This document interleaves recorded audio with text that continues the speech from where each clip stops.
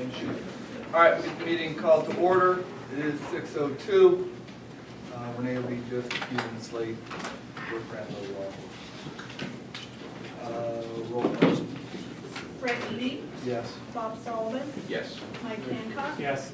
Di Pfeiffer. Yes. Alex Shada. Yes. Renee Philmeyer. Yes. All right, pledge allegiance. Pledge allegiance To the flag of the United States of America and to the republic for which it stands, one nation, under God, indivisible, with liberty and justice for all.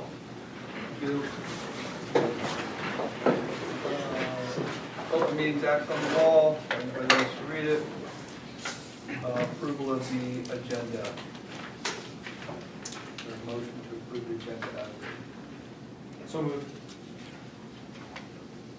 Second. Discussion, Chris?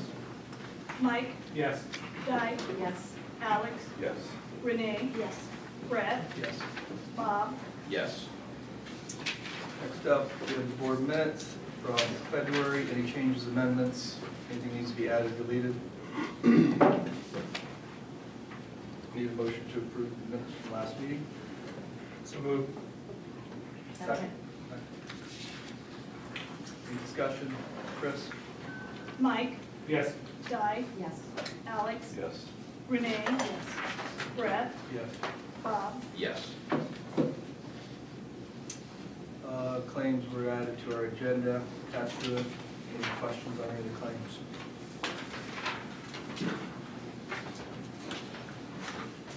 If none, is there a motion to approve the claims as listed?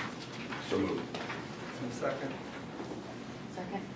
Thank you, Guy. Any discussion? Roll call, please. Alex. Yes. Renee. Yes. Brett. Yes. Bob. Yes. Mike. Yes. Di. Yes. Informational item, treasurer's report, all the funds listed, depreciation, special building, fund balances, general fund, any questions on any of those funds?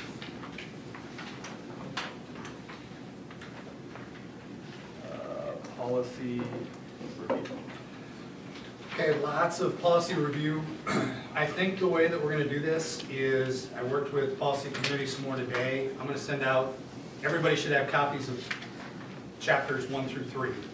I'm gonna send out the list of notes and policy numbers that we've kind of worked through.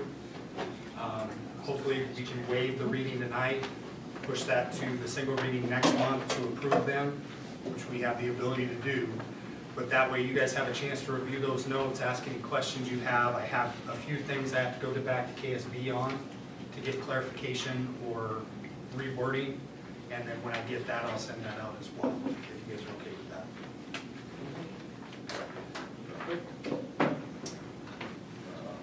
Administrative reports.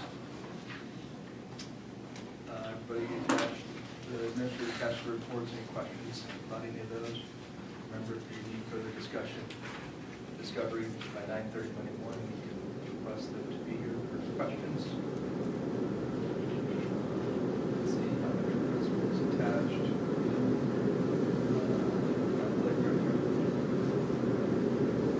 Any questions on any of those? Isn't the high school furniture that in his report about the raise that sounded this later?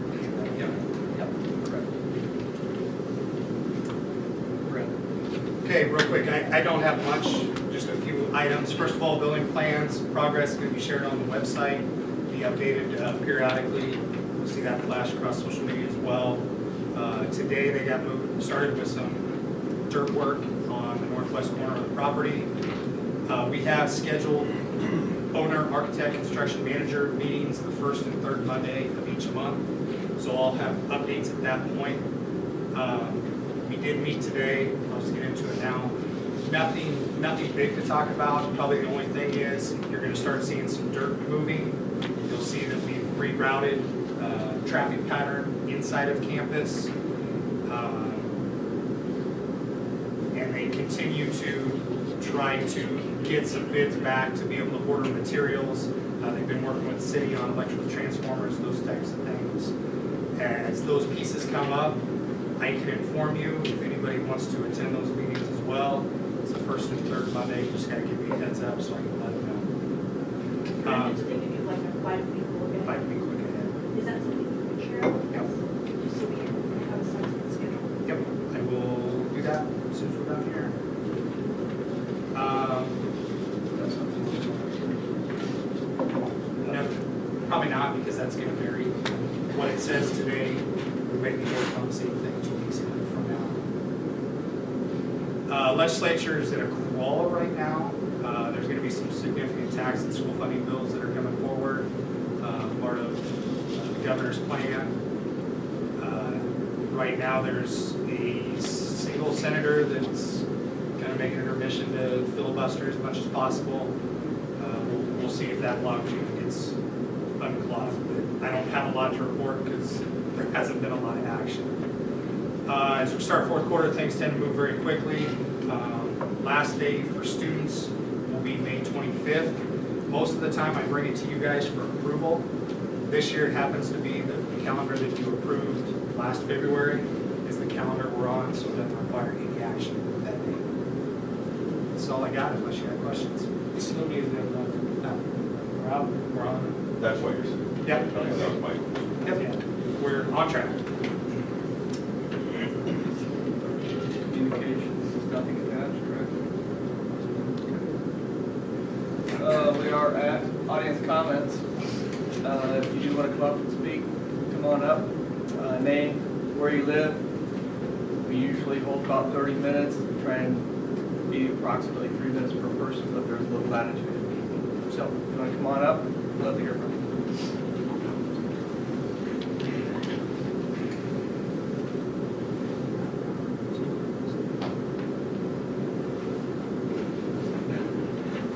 you. Kyle Cooper here in Wahoo.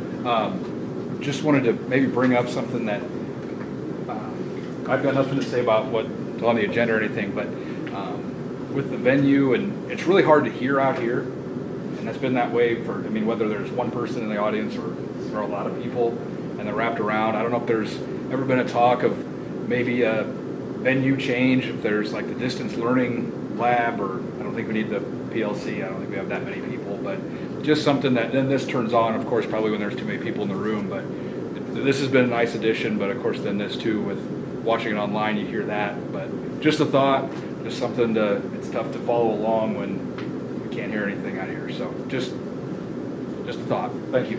Thanks, Kyle.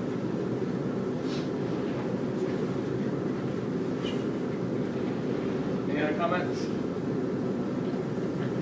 Yep.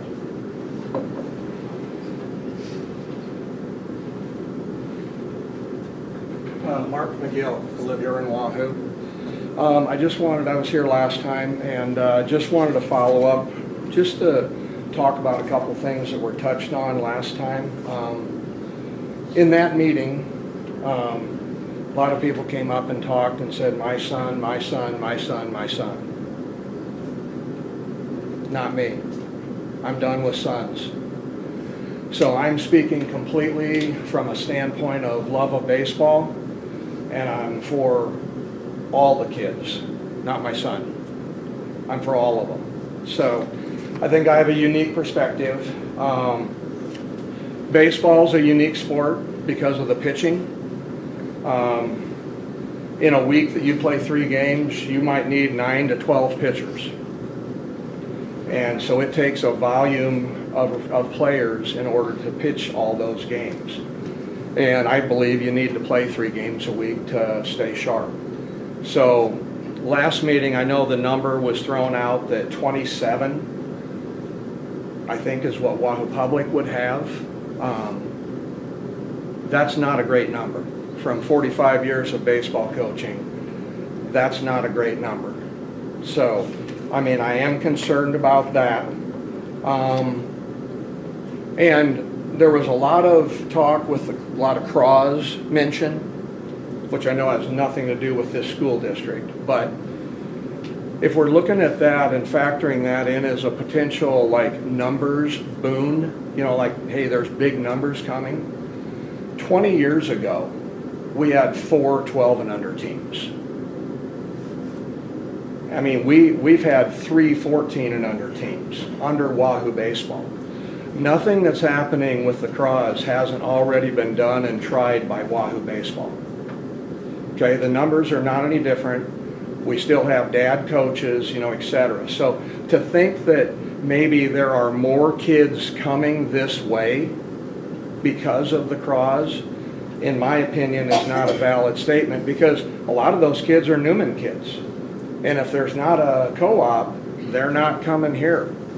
So I want you to make sure you understand the dynamic of the Craws. It's just a spin-off, but it's the same kids we had playing in Wahoo baseball.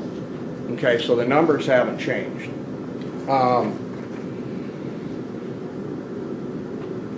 There was a question, I believe Renee said, or maybe a couple of you said, why co-op? And once again, I go back to the uniqueness of baseball, that schools like Grand Island, Kearney, Fremont, Columbus, Norfolk, those schools all have huge enrollments. They don't need a co-op partner, except they do. But their numbers, they can have a team on their own. They co-op because the smaller schools in their communities don't have enough kids to have baseball. And they provide the opportunity for the kids in that area to play baseball with the bigger school, even though the bigger school does not need them. Grand Island has 1,900 students. So anyway, and then the last thing I would say is that weakening the schedule, which I can see we already have done. The schedule is much different. I don't want to watch bad baseball. And I can tell you right now that an old statement that great sailors are created by sailing on rough seas. Great sailors aren't created by sailing in smooth seas. So let's give them a challenge, and let's provide an opportunity for all the kids. I believe all of us in our heart know what's the right thing to do for all the kids in the community, and I hope that's the way this goes. I hope we give all the kids in the community a chance to play spring baseball. So thank you for your time. Thanks, Mark.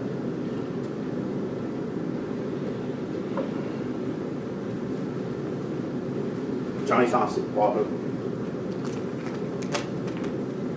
Just prepared a little something in regards to the baseball aspect of it as well.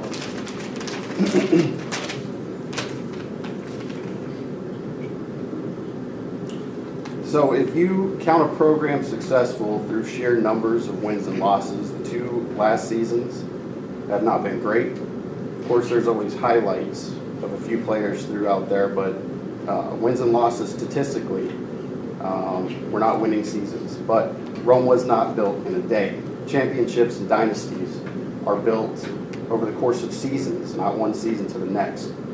2 seasons before that did tell a completely different story. 2018, when the co-op was introduced, led to one of the best seasons of the school's history. 2018 led to conference and regular season championships that became district hosts. Those district hosts would be district hosts would go on to be B5 champions that took a victory in the postseason.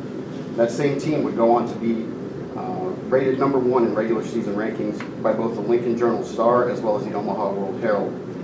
Finally, they held a 1.19 earned run average for the entire season as a pitching staff, which is still the state record as of today. 2019 held the same bright spots with tournament wins, a regular season championship, unbeaten in conference play, 4 all-conference players, one of which was the top vote getter, and an additional 6 honorable mentions. I had the privilege of coaching alongside Coach Wires as well as the other coaches. I also had the privilege of coaching those young men the summer before 2018. The cohesion between them was palpable. There was a sense of belonging within them, a sense of belonging together as a team, as well as belonging in the positions in which they had put themselves.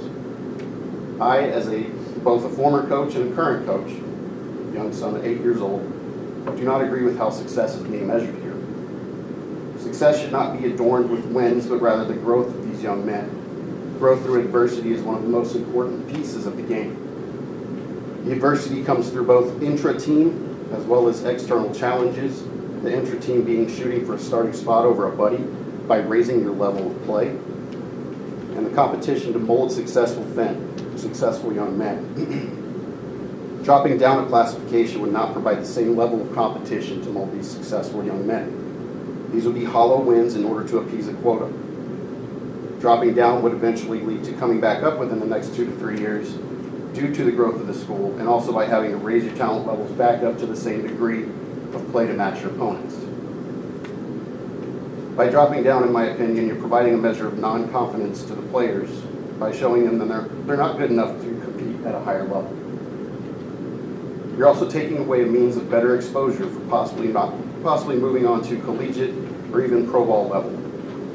Young men will rise to the obstacles before them if you challenge them, and you provide a means to get over those obstacles by instilling a sense of confidence and baseball fundamentals. Do you have the numbers to field a standalone team? Absolutely. Does that raise the level of play or the level of adversity that you deliberately place before them so they can grow? Absolutely not. You're stripping away the challenges necessary for them to grow as players, but more importantly, to grow as young men. Coming back to Rome and championships not being built in a day, I'll close with a quote from the Roman poet Horace during the time of Augustus. Adversity has the effect of eliciting talents, which in prosperous circumstances would have lain dormant. Thank you all for your time.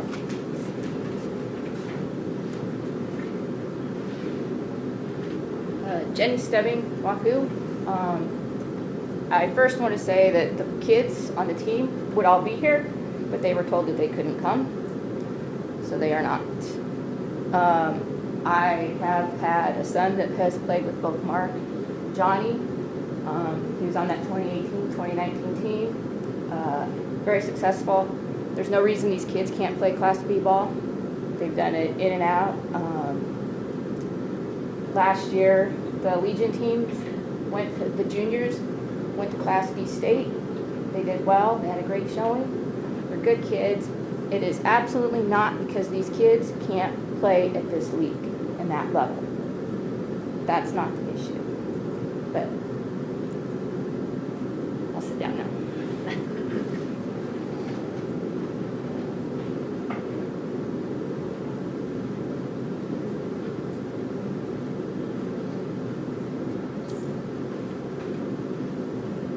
McGill, Wahoo, I'm back again.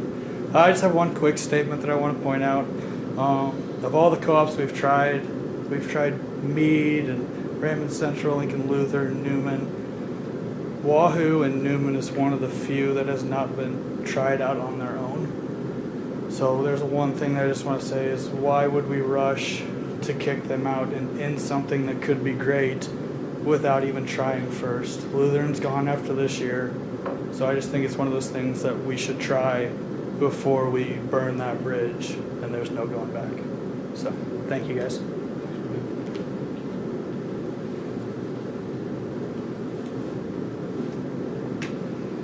Anybody else?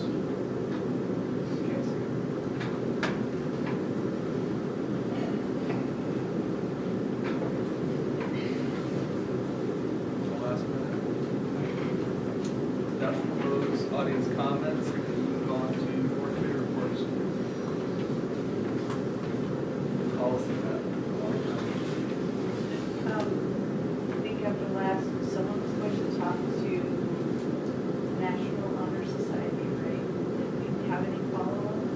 Yeah, I talked to Kim, told her that we were being prepped for the board, and to communicate with you what that looks like. I think Vernon will probably communicate as well as to what that looks like. The process takes place in the fall, correct? Yes. So it's something we can gear up towards next year. Well, I'll get, when kids get to the place that they're applying, I'll let you know kind of what's going on and try to involve you in the process so you can see.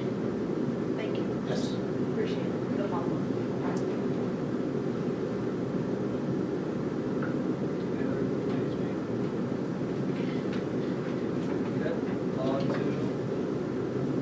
Action items. 5.1, discuss, consider taking necessary action on a baseball cooperative with Bishop Newman High School for the 24-25 season. Discussion. Have we had any discussion with Newman about splitting costs, splitting transportation, splitting oversight? I know that I've looked at the last co-op agreement and it was pretty one-sided. Wahoo had to bear the brunt of cost and time and resources. Have we had any discussions with that? Yeah, Father Jarowski and I have a great relationship. Love visiting with him, but we specifically talked about that. I shared a document with him that if a co-op were to go forward, that it would be a 50-50 split. It would be the expenses, it would be administrative coverage, it would be every piece and parcel there at a 50-50. And there didn't seem to be any concerns at this time. And it's something we'll continue to talk about, but no giant red flags to it. I think procedurally, we should have a motion and second before discussion. So I move that we continue to co-op. Motion second. 2 years. Further discussion. 2 years. Further discussion. So, Brandon, on that 50-50, so so Robert and Rick would work together on setting things up. Like, so is a burden, it's 50-50, so does it alternate every year? They each take a different year getting the schedule out, practices? Here's the way that it reads. Scheduling is the responsibility of Wahoo Public Schools. Okay. Coaching evaluations, responsibility of Wahoo Public Schools. Administrative supervision is split.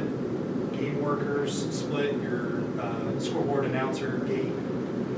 Coaching staff split. Yearly expenses split. Yearly revenue split.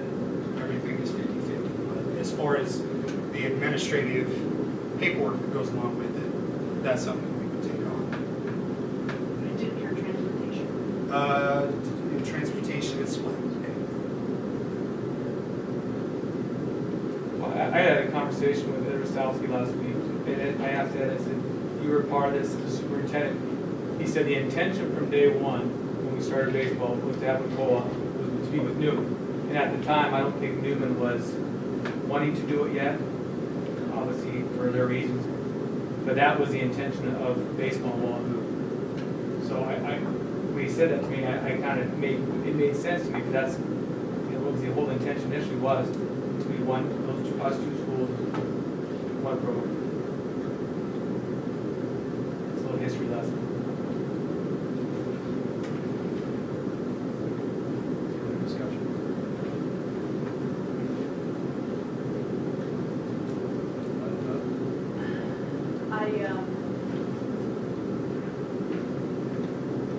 To amend your motion, that comes after, right?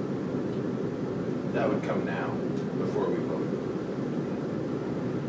I would make a motion to amend the original motion to clarify that if the co-op continues, it must be done on the terms that you specified, being an even split of costs, resources, administrative resources, transportation. So the language in the motion reads, approve the administration to negotiate the terms of a baseball cooperative for the 24 and 25 seasons with Bishop Newman. Because technically the first cooperative hasn't expired yet. We're still in the middle of it. Right. Secondly, you don't have anything in front of you to technically approve. You need all of those pieces to come before you approve. So if we approved this, the administration would negotiate and bring something back to us? Because I don't think that's how it's worked in the past. It's not worked that way in the past because that was already set in how it was going to be split up, where this is a change Brand from new that. co-op? Yeah. Okay. So if the administration negotiates, you will put. They use negotiate. I'm not sure that's Yeah, right. I know what you mean, but you will bring that back and the board would have another opportunity to say yes or no. Well, the only reason I would do it this way is I would hate for you guys to sit here and say, yes, we approve, and then, not saying it'll happen, but for some reason, Newman says, no, we don't agree with these terms, we want out, now we're just kind of stuck in the limbo. But to your best of your knowledge, you met with Father, and it's, everything, all bullet points have been hit. To the best of my knowledge. Yeah, and that, I mean, to me, there's really nothing that's gonna change, they've already met.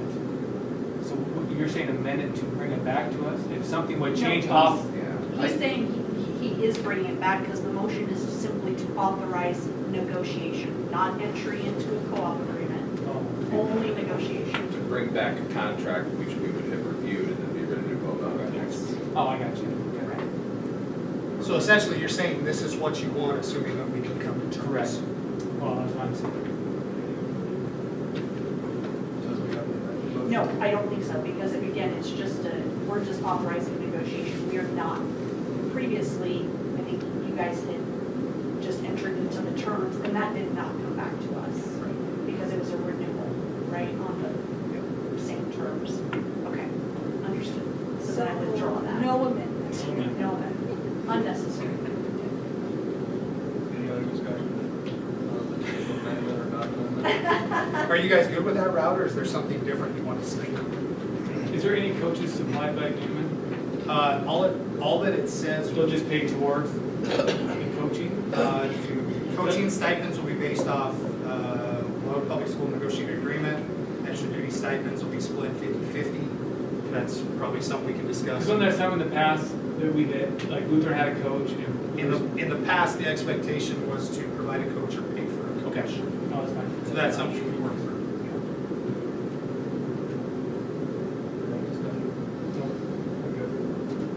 Ready?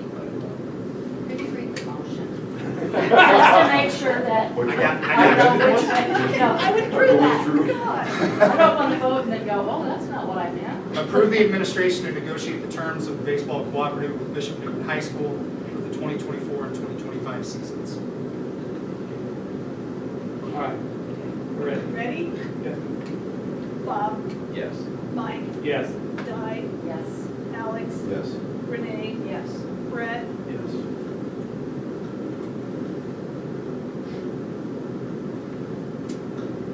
Board representation at graduation. Two not ready. I'd love to. Unless, okay. I'd be a little bit more to you. do we need a motion or just? Yeah, we do. Recommend a motion to appoint blank and blank to represent the board. I'll make a motion to appoint Brett Eady and Mike Hancock to graduation representation of the board. Okay. Discussion. Chris? Mike, Yes. Di, Yes. Alex, Yes. Renee, Yes. Brett, Yes. Bob, Yes. 5.3, the grading system. Vernon, Yes. grading system, you want to talk a little bit about it? Since I sent it out to you guys last month, when I've sent on a Zoom meeting with Miller. They did a lot of different research on the same things too. Talked about trends and different things that are going on as far as trends and what's going on across the country. The problem with the Miller study was a little bit more metro, a little bigger schools lots of times. But with theirs, they did a out of 100 or out of 95 schools, 69 was a 10-point scale, and 26 were a 7-point scale. They talked about the change in Nebraska, that's kind of going that way. The reason that they did this research is because I think they're in the process of changing to a 10-point scale.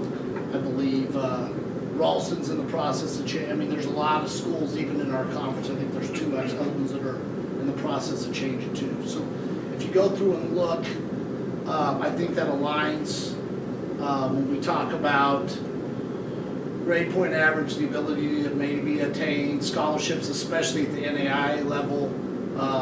It maybe aligns more with competing our kids with other like schools. So we kept it at, instead of going to 60, we kept it at 65 just because the committee's belief was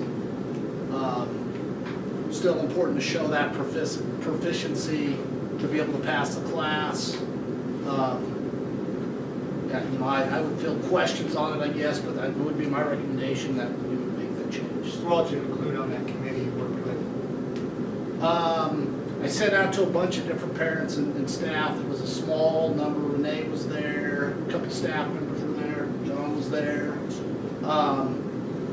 Talked with colleagues around, trying to find out what the best thing, tried to put that together and give everybody, sent it back to staff a couple different times to see if I could get any responses, negative wise. I had a couple questions, but I don't know that I had a lot of negative comments at all, just clarification questions on what we were doing.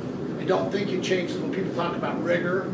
This 93 is still a 93. It doesn't change. You could possibly increase rigor because if you feel like Mr. Tom Jack talked about in our meeting, if I'm going to look at this is what I think is a C in this class or my average one, then I'm going to try to, if my kids aren't reaching that C level or they're way above it, I need to make my test a little bit harder to see how that goes. So because my rigor will probably increase a little bit in my classes. So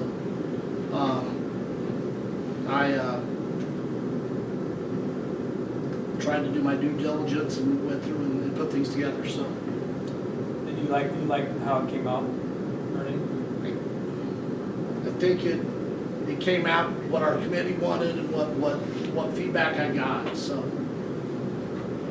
I think if I can just sort of speak as a member of that committee, I think one of the biggest considerations was our students are at a disadvantage with a 7-point scale versus the students with a 10-point scale, because when you go and compete for scholarships, unless you specifically ask a college to recalculate your GPA,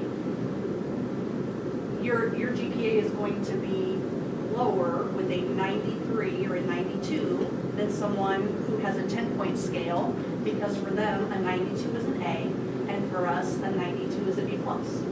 And when you calc that in, we're putting our kids at a disadvantage, and that just I'll put the proof doesn't in the make pudding sense. is, I just recalculated Owen's GPA. It went from him, Owen, you're gonna have everybody know what you're doing in school, which doesn't surprise me. 3.44 prior to doing this, by changing it and move it to between, I would have to look at the math, 3.61 and 3.67 somewhere. That's $3,000 or $4,000 at an AI school. And I would tell you, it's really been the last 2 or 3 years where NAI schools have gotten away from ACT and looked at this. It's really just, it's happened in the last 2 years. So it hasn't been something that people have really thought about because they've looked at that sliding scale with ACT and where that fits with grade point average. But it has been our experience that if you go back and say, I mean, our grading scale, if you look at our transcript, our grading scale is on our transcript. If they would look at it, they should be able to calculate it with theirs and everybody else's. The trouble is sometimes admissions office people are young, and that's not really what they do. They're just trying to get people into school, and it's not that they're not trying to do that, it's not something that they look at all the time. So we haven't had anybody disagree that they've changed and adjusted it. So we're just looking to adjust it ahead of time, I guess. So really then what would happen is then for next year, this would be our scale if you adopt this. We wouldn't change what they've got to this point. We're not going to change what's happened in the past. But with Power School, it will flow. It'll just have a couple transcripts where there's a couple different grade point averages for about 3 years here, and then it'll work out to the new. So it's gonna move forward, so it won't go back. I won't go back. Okay. Because I think there has to be, you know, it's really tough to say on the individual teachers on if they have a set place on where they're looking for their kids to reach, and if they're adjusting the tests and everything else. I think there's some tough things for me to be able to change with how that's looked in the past. I think the other part of that is with expectations with every kid in our school getting through chemistry, getting through algebra 2 as graduation requirements. I mean, those are, you know, chemistry's a tough one for most places. That there's there's kids that struggle through those. This gives them an opportunity, even though teachers look to figure out what we can do to help them through, maybe give them a more realistic, this is where you're at when we get through class. Vern, do you have a general sense of how the teachers overall feel about this change? I would say there's a little split with that. I think there's a little on both sides of that. I'd say there's a lot of people in the middle that says it really probably doesn't change much. To me, it's more of a reporting vehicle than really changes anything that's happened curricular-wise in the classroom. It shouldn't really change what my class looks like and the material that I'm teaching. It really just is telling, it's just changing what I'm saying this percent is worth. So really the first class it's gonna affect is the incoming 8th graders. Well, it'll affect everybody because it'll be so freshmen this year will have 3 years of this grade scale. So Right. it'll affect like- even the seniors for next year, they'll have 1 year of it. Right, but But then completely the 8th graders will the switch. first one, correct. Thank you for doing it. Yeah, and then the other, just to be clear, the other proposed change was doing away with valedictorian and salutatorian and recognizing top 15. I think I said top 10 in here, but it could be top 10? 15. I couldn't remember which one. Yeah, I think it says top 10%. And with the idea that if we had 83, that would be 9 people we would recognize in the top. We would round up with that right there, so. So all 10 go speak, or we're just getting? No, we'll probably have an application process to start with. We'll check to see who would like to speak. I would tell you if 9 of them want to, we'll figure out a way to try to include them some way, but I don't know that we'll come up with 9 speeches, if that's okay. That'd be a 2-hour graduation. And why do they do away with valedictorian and salutatorian?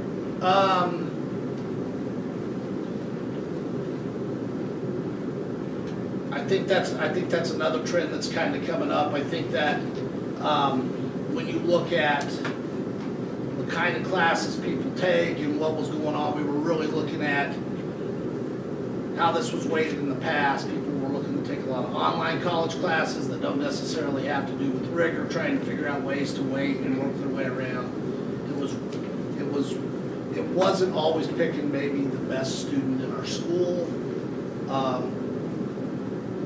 But I would say everybody in that top, and if you look at our top 10%, most of those kids are all, you're splitting hairs on who that person is. So that has a lot to do with interest. If you're a band person or a choir person, it takes away from you being able to take some of those weighted classes that would have helped in the past. But you're still, when you're in that academic class, you're still right with that other person. So I think, depending on what your interests are, it maybe would change your ability to have a chance to be the valedictorian. And I think we certainly as a board have had some problems with people gaming the system. That has caused headaches for the school and some exposure. And so here, you're not splitting hairs. I had one of mine was 3rd in the class, but that was always something for her to shoot for, because she knew she was kind of in there. Right. So this kind of takes that away too. I have to believe those students who are in that top 10%, they're internally driven to do their best work. Because obviously high school is not the be-all, end-all. They're going to the next level, and they want that. And there still is a class rank. So there's still ways to see to be able to push that. But I think there's some other things with that make it. So we'll have somebody can be number 1 in the class still? There's still a rank that'll come out. 1, 2, 3, then why Right. would we remove valedictorian and salutatorian if they're 1 and 2?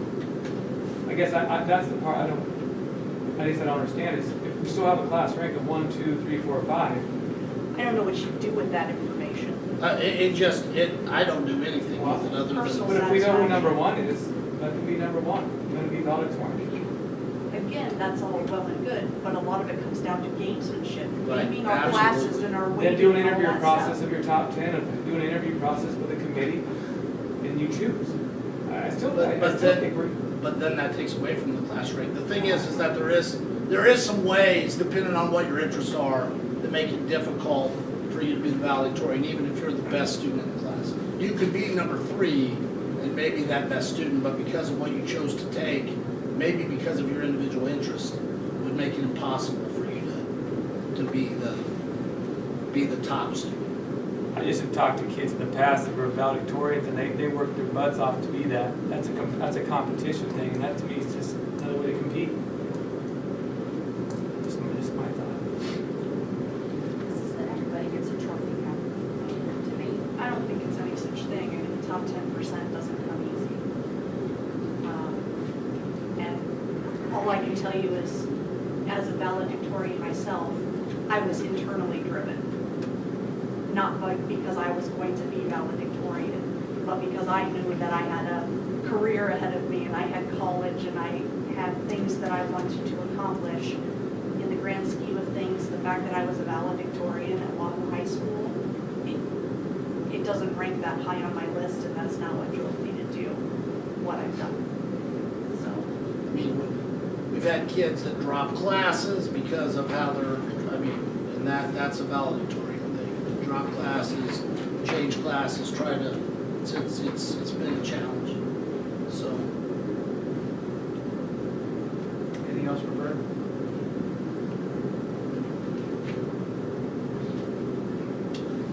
That being said, is our motion to approve the revised high school grade system to be implemented at the start of 2023-24 school year. Second.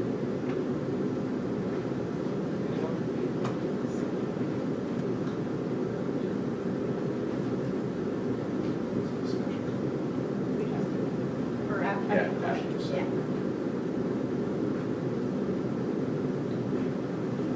I'd second. Any discussion? I see both sides of the valedictorian, keeping it in gamesmanship. Do we worry about, is the gamesmanship outweigh these kids, like I said, 4th or 5th, trying to become the 2nd or 3rd this fall? Is that a reason to get rid of it? Or do we, just because they're getting 100, that's the top 10%, is that enough to keep the 4th or 5th one motivated? I don't know, that part worries me. I love the grading, I love it all, that's the only part that bothers me. That's where I'm at too. The grading system is great. But I see the gamesmanship part of it, totally. I don't know.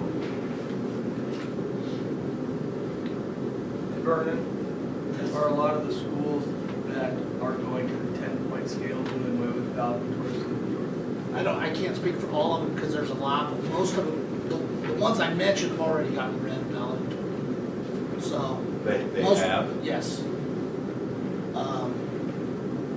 Most, that is probably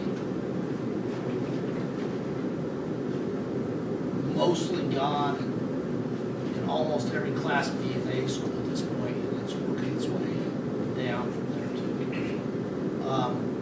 Some of it is because lots of schools will have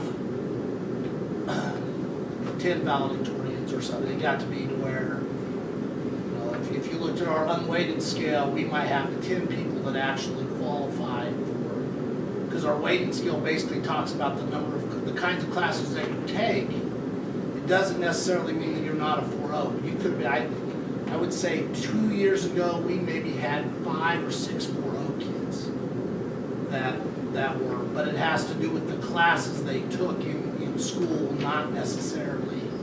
So that, in a bigger school, that happens even more. You could have a whole bunch of people. You could come with, a Class A school might have 40 people or 50 people that have 4.0s. So then that causes some issues there too.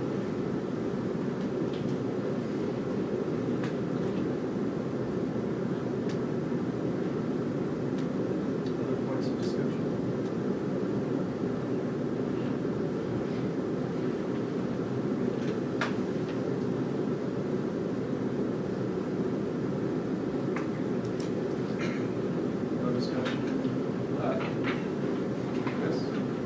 Renee, Yes. Brett, Yep. Bob, Yes. Mike, Yes. Di, Yes. Alex. Yep.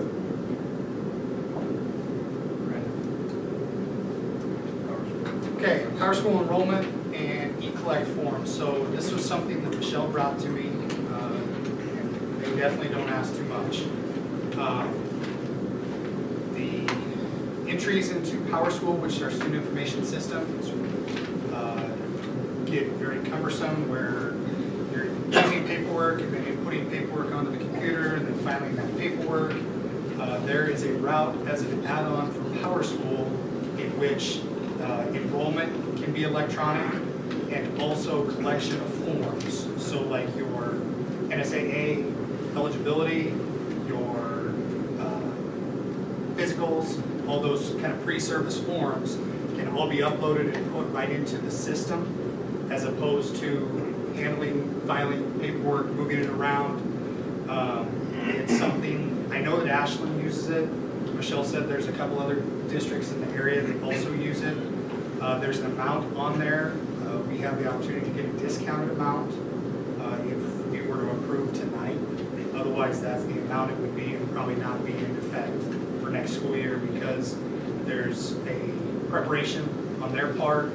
There's a training for us to do before we can ever implement it. And we're kind of at that point zero with this. And Brandon, is Yep. that, can parents upload, or is that something where we would still have to physically give the forms and then the administration uploads? No, there'd be a link that parents could upload. And I had a conversation with Michelle about that. How do you verify the person? How do we put a name to a face? Those sort of things. We could have internal controls where we would not provide that link until there was a face-to-face meeting, a face-to-face conversation, something to identify that student and or that parent, then be able to provide them the link to upload that into our school, if that's a concern. Because they still have to verify who they are as they put that information in. But that's a really good question. I think it'd be a great convenience, frankly, as a parent, to be able to just upload those documents and then they don't have to be touched by multiple people. Who stores the data? This Where's is that stored? Power School hosted. So it's not just with them. It is secure within the server under Power School that we operate, but it wouldn't, it's not like papers you're putting in a file. And did you say that's hosted locally on our server or in the cloud? I've got to clarify, it's in the cloud, but whether that's run through one of the servers that we have on campus that uploads it, or whether it goes directly there and stays there and we don't have any backup. I don't know the answer to that. I would have to ask Michelle.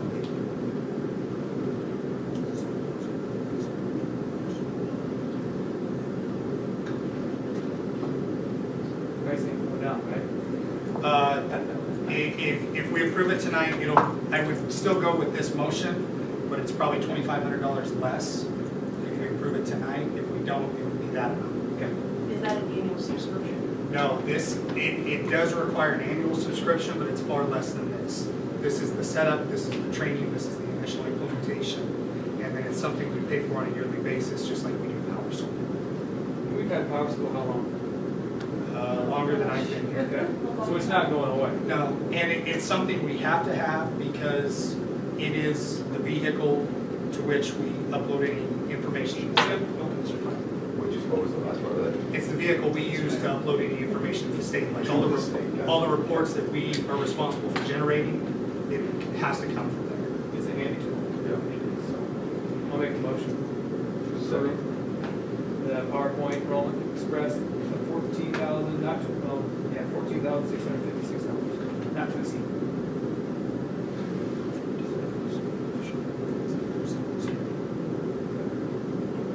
Yep. Any other discussion? Mike, Yes. Di, No. Alex, Yes. Renee, Yes. Brett, Yes. Bob, Yes. 5.5, personnel resignations, hiring. Just one hire here, this is the elementary PE position. Heath Haberman Ben, you're here, you wanna say anything about it? Yep, so Mr. Haberman is, he grew up in, went to Centennial. He's currently student teaching in York. He's endorsed K-12 for PE, but has a passion for elementary PE and he interviewed exceptionally well. And all of his references were flawless, so we're really excited about him. Any questions? Did I see that you had 20 applicants? We did almost 20. That's pretty good. It was very good, yes. Yeah. Especially for this late. Yeah. He has any intentions of coaching at all? Yep, he's already been in communication with Mr. Berry, so tentatively I think he's going to be probably helping with football and track.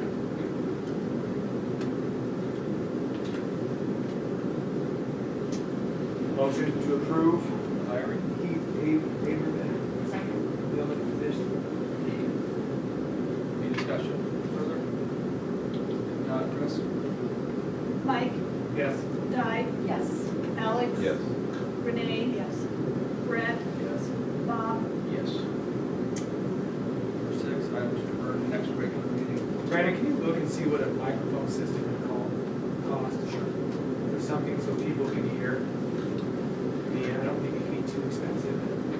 Because like I It's said, simple to run a microphone here, and we could have no speakers in the back. We got a suspended ceiling, Yeah. it's pretty easy to run.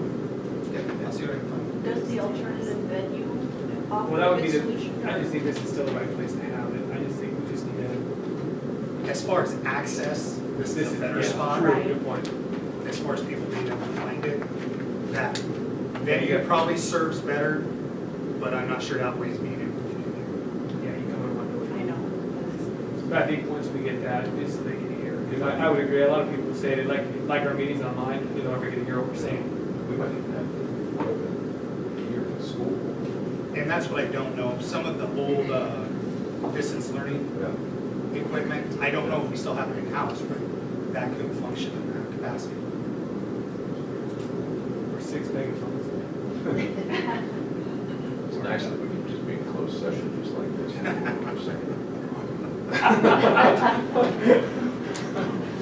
This isn't for the next meeting, but the one thing I would say is, I mean, I'm excited that the kids for baseball can continue to play together. I think it's great.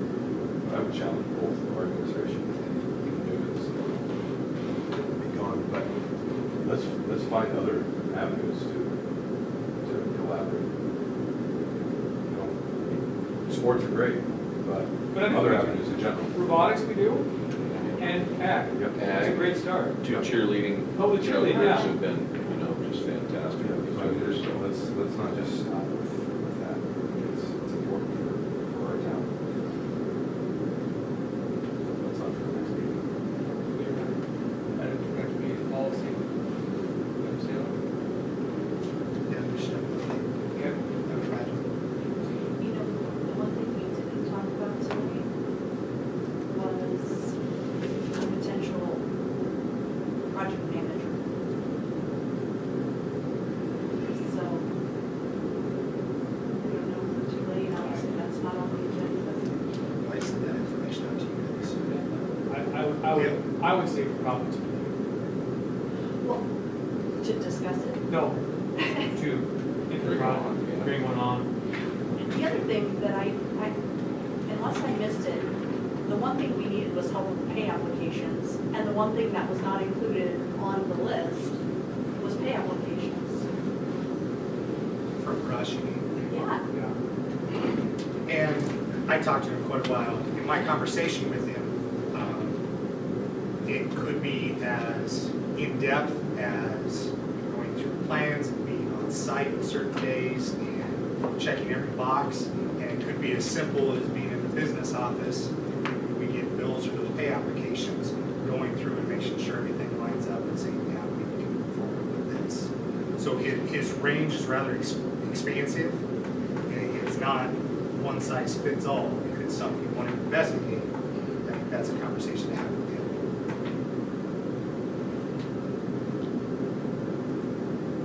But that's 100% up to you guys. do you feel equipped to be able to take this on?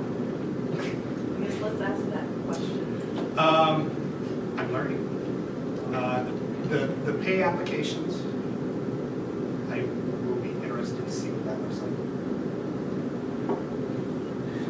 that hardship portion, that cost.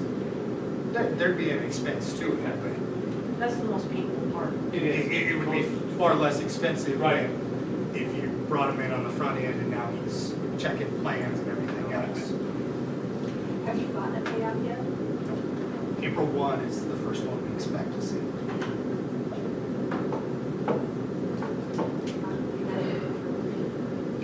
Yeah, I would like, Maybe the committee? yeah, I think the committee would be a good idea.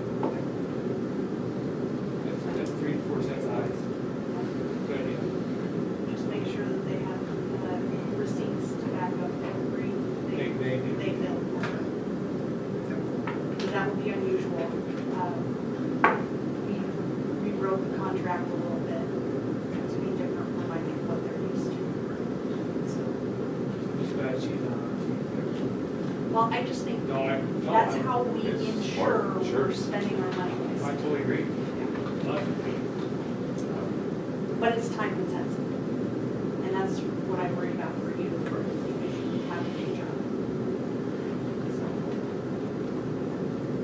Any other items for next meeting? I got policy. Chris and I go through last year's meeting. If something pops up, I'll let you know. Any chance we can find somebody since we have a meeting?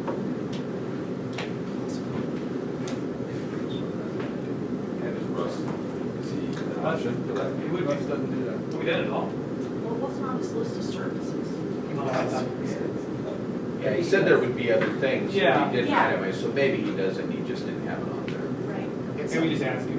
okay. I have a feeling where they went through one or two things that he did. but Scared. does he- Yeah. That was the one that I I think he wanted hates to the most. see. Yeah. Do it. She caught me. No, I mean, that really is a lot of work. Motion to adjourn? So moved. Second. Chris?